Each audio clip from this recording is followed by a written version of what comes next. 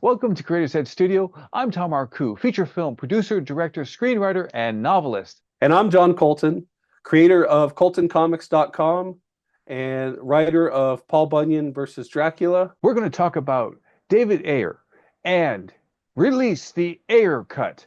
And what do you do if you're a creative and someone just steps on you because they got the money? And how are we going to push back and see if we can release the Ayer cut?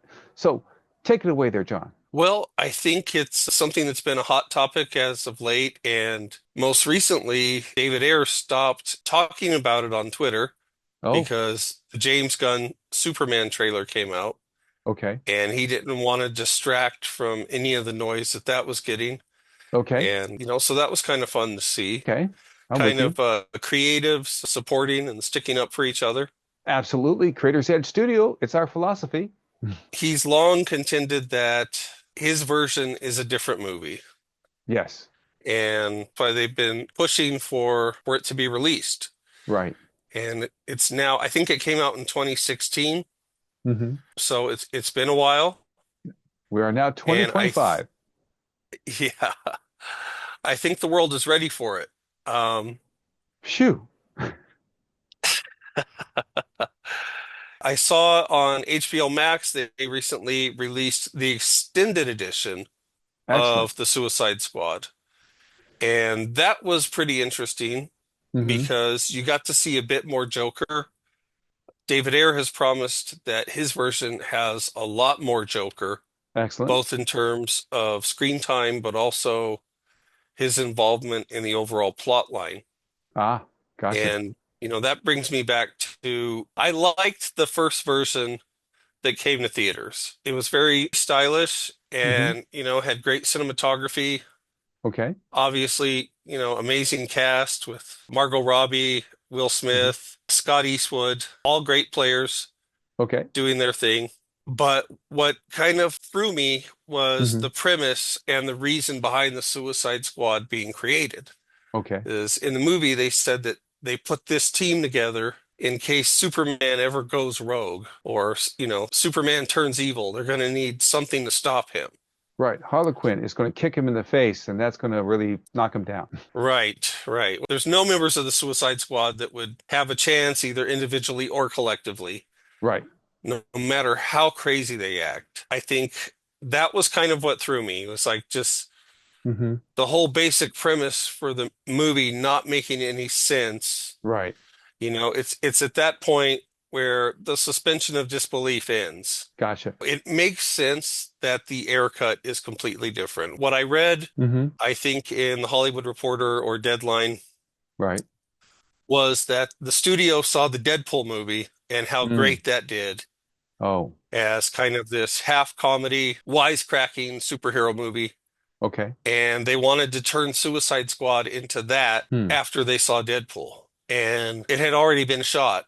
And Right. so they hired David Ayer, who was the director of End of Watch, Harsh Right. Times, Fury, Training Day, Street Kings, and this guy who does these crime stories that are dark and gritty crime movies because that, seems like a natural fit. You're making a movie about the villains Right. and Right. how they're getting out of prison. You get the dark and gritty crime guy. R-rated, And dark and gritty crime guy. right. Yes. And I think that might have been a little bit of the leaning towards the film and the story he made.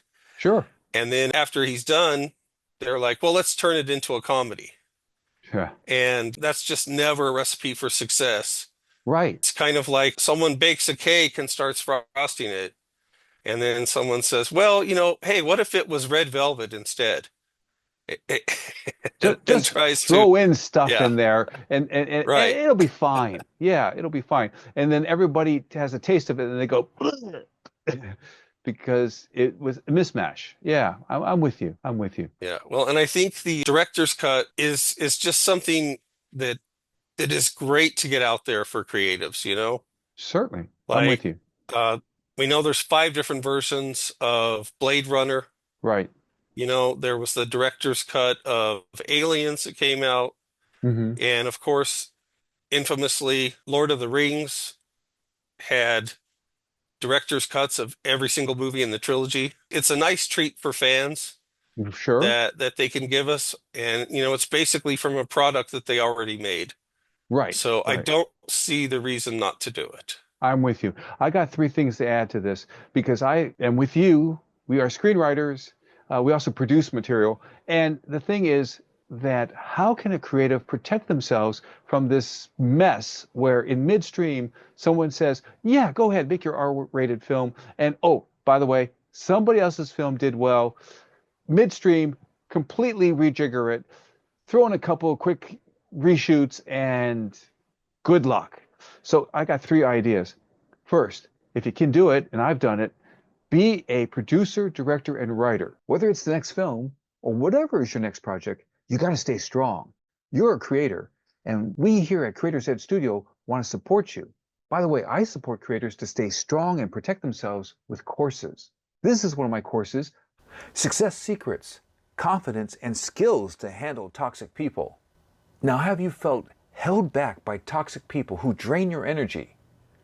You can be the hero. You can be strong. You can take care of yourself. You can set smart boundaries.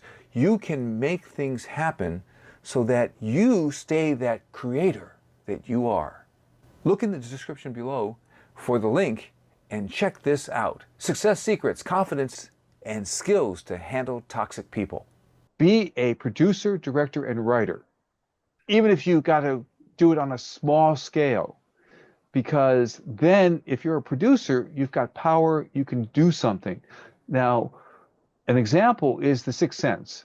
So M. Night Shyamalan had a strong producer who said at the end, spoiler alert, at the end, you will put in a summary of all the scenes so that we could really get it that he really was dead, and what we saw was not really what the meaning was.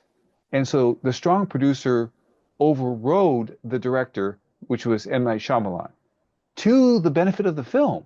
But if you're the producer, director, and writer, you can do it. Now, as producer, director, and writer, on the set, I could rewrite and still maintain the essence of the film. I could say, oh, that's excellent. I was on the set directing one feature film, and one scene was so powerful, I had to rewrite the ending to support that scene because it came before, and I had to do that. But I could do it because I was producing, directing, and writing.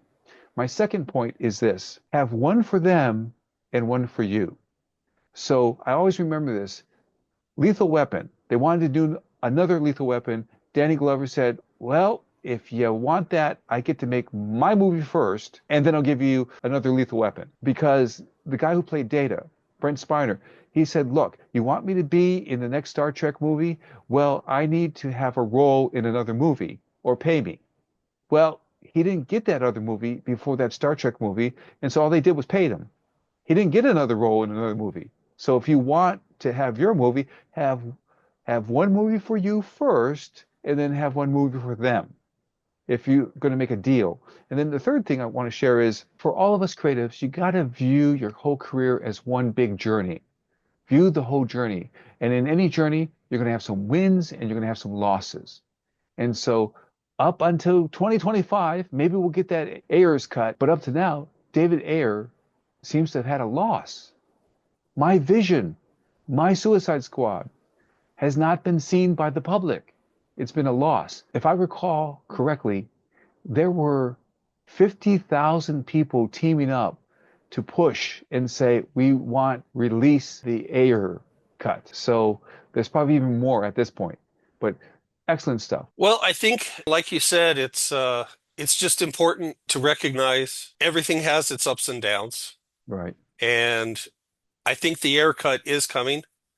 Oh, And cool. so that's something to get excited about. I think I mentioned the great performances by Will Smith, Margot Robbie, and I left out Jared Leto, Oh, who is an the amazing Joker. actor. Yeah. And yeah, but he was largely kind of lampooned for his role. Mm, And so that might have been a loss, but maybe when the air cut comes out, it'll be a win for David Ayer and maybe a win for Jared Leto as well. excellent. So we want to thank you for being with us. We really appreciate you, and we're growing. So please do like and subscribe. We have been growing in a way that has been a real blessing, a really wonderful time. And we're excited to be here for you. And we thank you for being with us. Catch you next time. Up, and away. Superman's coming July this year, 2025. Catch you next time. So remember, here at Creator's Edge Studio, we don't just talk entertainment. We create it.